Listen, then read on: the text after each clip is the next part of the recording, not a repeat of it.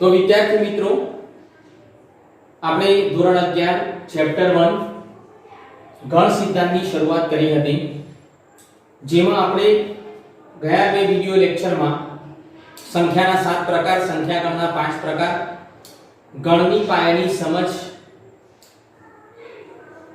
ગણને દર્શાવવાની બે પદ્ધતિ, યાદીની રીત તથા ગુણધર્મની રીત અને પછી ખાલી ગણ અને ઉપગણ વિશે જોઈ ગયા હતા।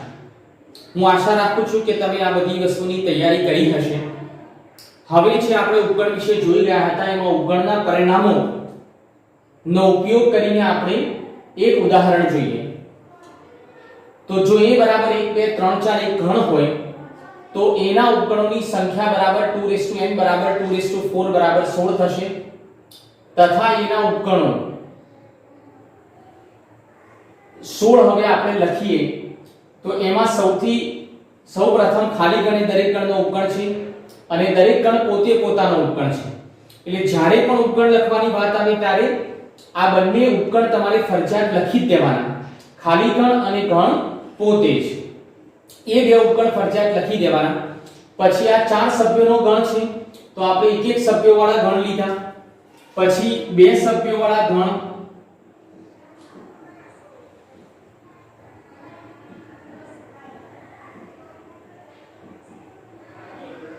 એમાં ચૂન ચૂન કે મારુલા સ્ટાઇલ કરવાની, એકને પકડીને બે સભ્યોવાળા ગણ બનાવી દેવાના। તો 1 2 1 3 અને 1 4। પછી આપણે બેના ઉપગણ લખીએ, બે થી બનતા ઉપગણ તો 2 3 અને 2 4 અને પછી 3 4। તો આ બે સભ્યોવાળા ઉપગણ થઈ ગયા। પછી આ 4 સભ્યોનો ગણ છે એટલે 3 સભ્યોવાળા પણ ઉપગણ લખી શકાય, 1 2 3 1 2 4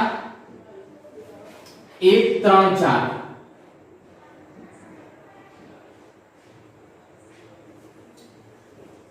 एक बे त्रण एक बे चार एक त्रण चार અને બે ત્રણ ચાર।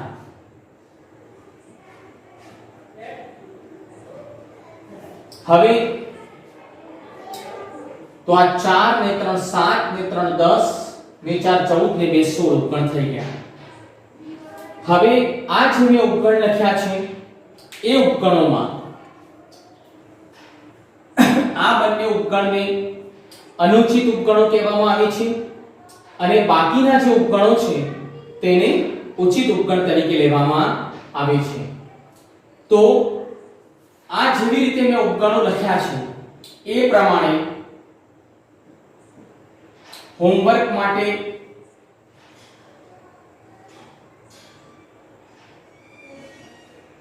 આપ સૌએ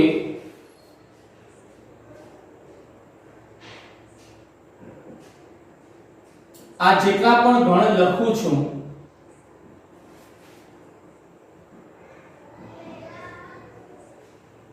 એ તમામના ઉપગણો લખવાના છે।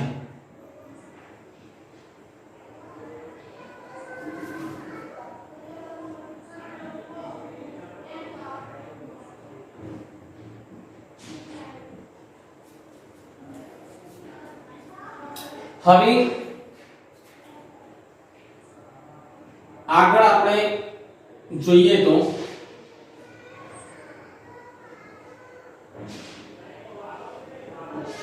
સાત ગણ, જે ગણના સભ્યોની સંખ્યા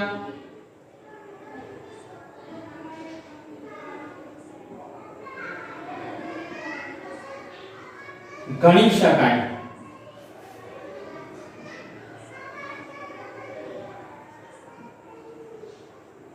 તેવા ગણને શાંત ગણ કહે છે।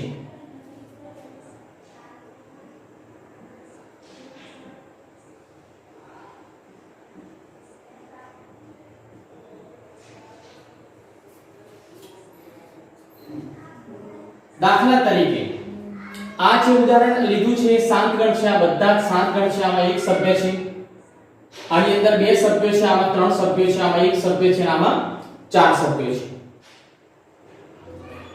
વધારે સારી રીતે સમજવું હોય તો ગાંધીજીના બાલનો ગણ તો બહુ ઓછા વાળ હતા, ગણી શકાય એવા હતા, તો એને આપણે શાંત ગણ તરીકે લઈશું.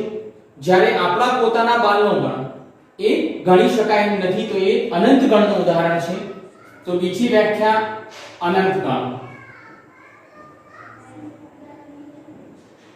જે ગણના સભ્યોની સંખ્યા ગણી ન શકાય તેવા ગણને અનંત ગણ કહે છે. હવે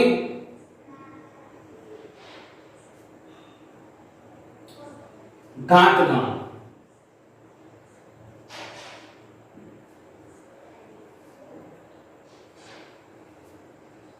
કોઈ પણ ગણના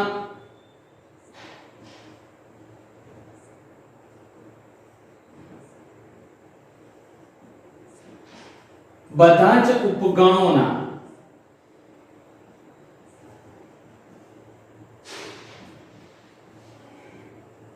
ગણને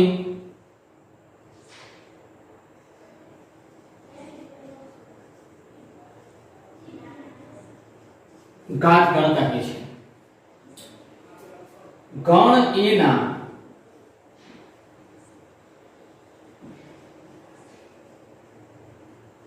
ઘાત ગણને p કૌંસમાં a વડે દર્શાવાય છે. હવે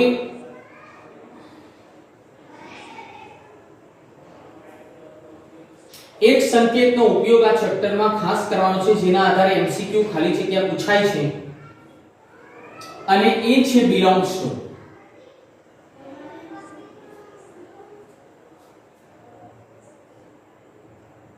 તો બે ગણ વચ્ચે નો સંબંધ દર્શાવવા માટે આપણે ઉપગણનો ઉપયોગ કરીએ છીએ, સબસેટનો ઉપયોગ કરીએ છીએ. જ્યારે કોઈ પણ સભ્ય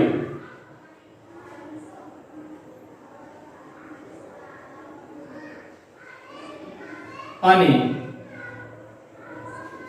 તેના ગણ વચ્ચેનો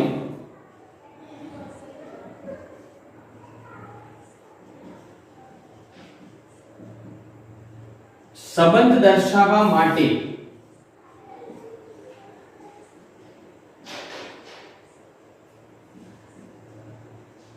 belongs to નો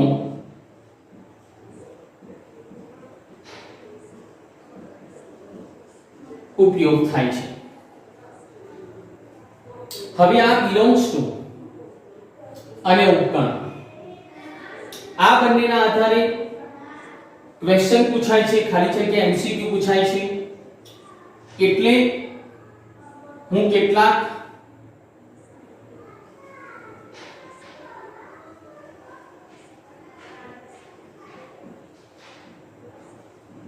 ખાલી જગ્યાઓની ચર્ચા કરી લઉં.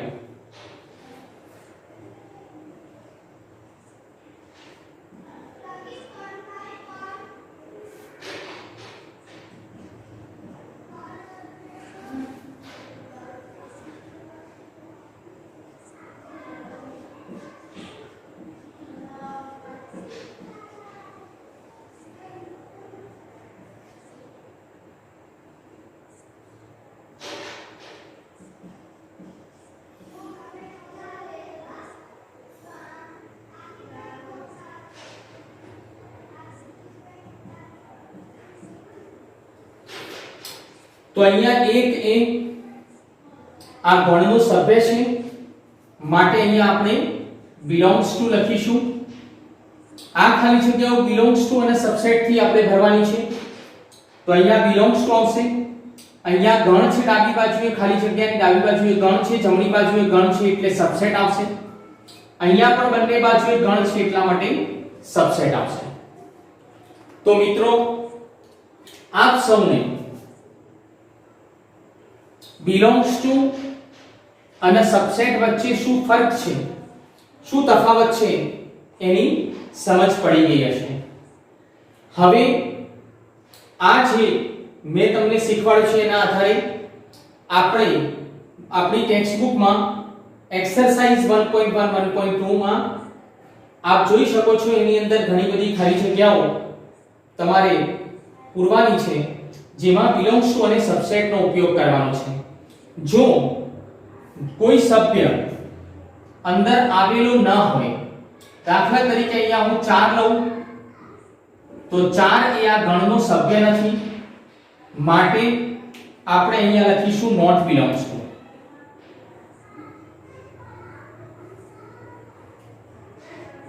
એવી જ રીતે અહીંયા જો ગણ હોય તો આપણે આ ખાલી જગ્યામાં લખીશું નોટ સબસેટ. તો એક્સરસાઇઝના ઘણા બધા ક્વેશ્ચન્સમાં સબસેટ અને બિલોંગ્સ ટુ ના આધારે આપણે ખાલી જગ્યા પૂરી શકીએ. તમે પૂરી શકો છો આ સમજના આધારે.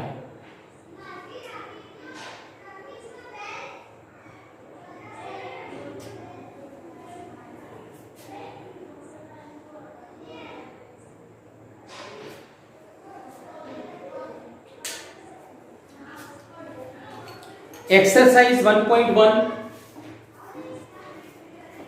આપણી ટેક્સ્ટ બુકમાં એમાં જે પહેલો સમ છે એની અંદર નીચેનામાંથી કયા સમૂહ ગણ દર્શાવે છે એ આપણે નક્કી કરવાનું છે.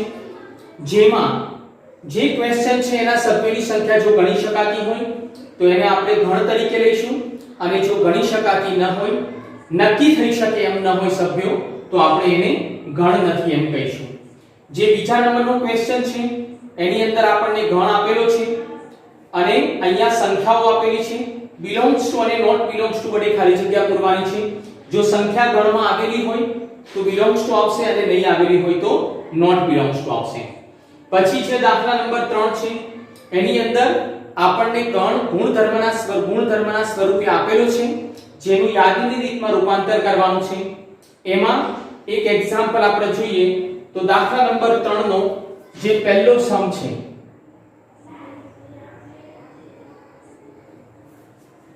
a is equal to x oblique x એ પૂર્ણાંક છે,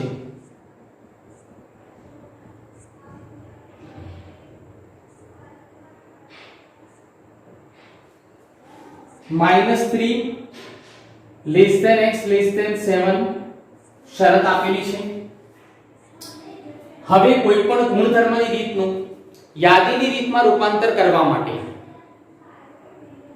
આપણે ઓબ્લિક પાછળની શરતોનો ઉપયોગ કરીશું. તો x એ પૂર્ણાંક છે અને -3 x એ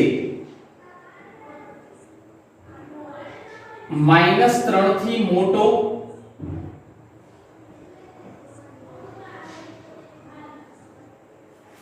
અને 7 કરતા નાનો પૂર્ણાંક છે એવું આપણે આ બે શરતના આધારે કહી શકીએ છીએ. તો મિત્રો હવે આપ સૌને ખબર છે કે -3 કરતા મોટો અને 7 કરતા નાના પૂર્ણાંકો એ કયા છે? તો એ -2 -1 0 1 2 3 4 5 અને 6 આટલા પૂર્ણાંકો આપણે x લઈ શકીએ છીએ. તો આ જે x ની કિંમતો છે એ આપણે ગણમાં મૂકી દઈએ તો આપણને યાદીની રીતે આપેલ ગણ મળી જશે.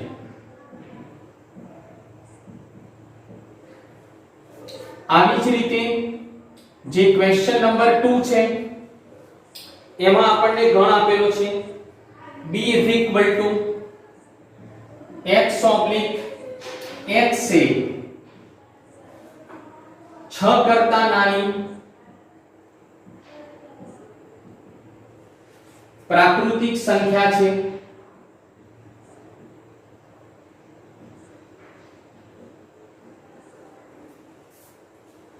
પ્રાકૃતિક સંખ્યાની સમજ મેં તમને સંખ્યા ગણના પ્રકારમાં આપી દીધી કે પ્રાકૃતિક સંખ્યાઓનો ગણ એમ છે જેમાં માત્ર ધન પૂર્ણાંક સંખ્યાઓ લેવાની છે.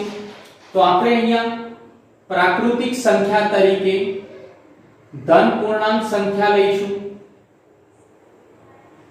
તો આપણી પાસે 6 કરતા નાની ધન પૂર્ણાંક સંખ્યાઓ 1 2 3 4 5 છે.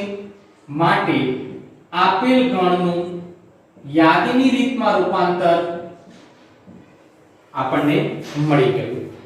આવી રીતે હા, તો વિદ્યાર્થી મિત્રો દાખલા number 3 C is equal to x oblique x છે જેના અંકોનો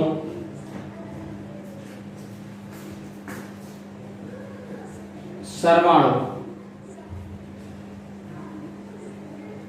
8 થતો હોય તેવી બે અંકોની સંખ્યા છે.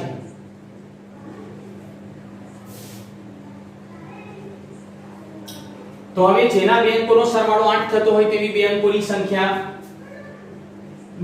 સંખ્યાની શરૂઆત 1 0 થી થાય છે. તો એમાં 1 7 એ સંખ્યાના બે અંકોનો સરવાળો 8 છે.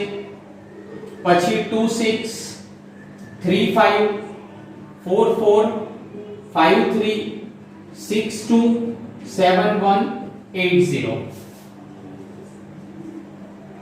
પછી નંબર 4 x ઓબ્લિક x છે 60 નો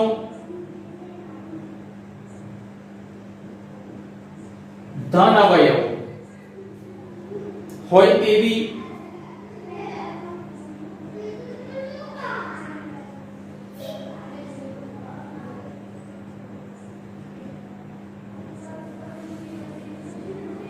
અવિભાજ્ય સંખ્યા છે. હવે આપ સૌને ખબર છે 60 ના અવયવ 2 ગુણ્યા 2 ગુણ્યા 3 ગુણ્યા 5. તો આ જે 60 ના અવયવ છે એમાં અવિભાજ્ય હોય તેવી સંખ્યા 2 3 અને 5 છે. દાખલા નંબર 3 નો 5મા નંબરનો દાખલો છે કે x ઓબ્લિક x છે ટ્રિગોનોમેટ્રીના શબ્દના મૂળાક્ષરોનો ગણ લેવાનો છે. હવે ટ્રિગોનોમેટ્રીના જે શબ્દના જે અક્ષરો છે એ અક્ષરોને અલ્પવિરામ દ્વારા છૂટા પાડીને એક જ વખત લખીને ધનુષ કૌંસમાં દર્શાવતા આપણને ડી ગણ જે છે એનું યાદીની રીતમાં યાદીના સ્વરૂપમાં રૂપાંતર મળી જશે. એવી જ રીતે દાખલા નંબર 6 માં બેટર શબ્દના મૂળાક્ષરોનો ગણ લખવાનો છે. તો બેટર શબ્દના જે મૂળાક્ષરો છે તેમને અલ્પવિરામ દ્વારા છૂટા પાડીને એક જ વખત ધનુષ કૌંસમાં દર્શાવવાથી એનું યાદીની રીતમાં રૂપાંતર મળી જશે. હવે આ છે મેં ગુણધર્મની રીતનું યાદીની રીતમાં રૂપાંતર શીખવાડ્યું. એ પ્રમાણે દાખલા નંબર 5 અને 6 તમે ઘરેથી હોમવર્કમાં ગણી શકો છો. અને બાકીના જે દાખલા એક્સરસાઇઝ 1.1 1.2 માં બિલોંગ્સ ટુ અને સબસેટ દ્વારા જે ખાલી જગ્યાઓ પૂરવાની છે એ બધા દાખલાનો પ્રયત્ન કરી શકો છો. એમાં જે ડાઉટ્સ હશે એ આપણે આગળના લેક્ચરમાં જોઈશું. ધન્યવાદ.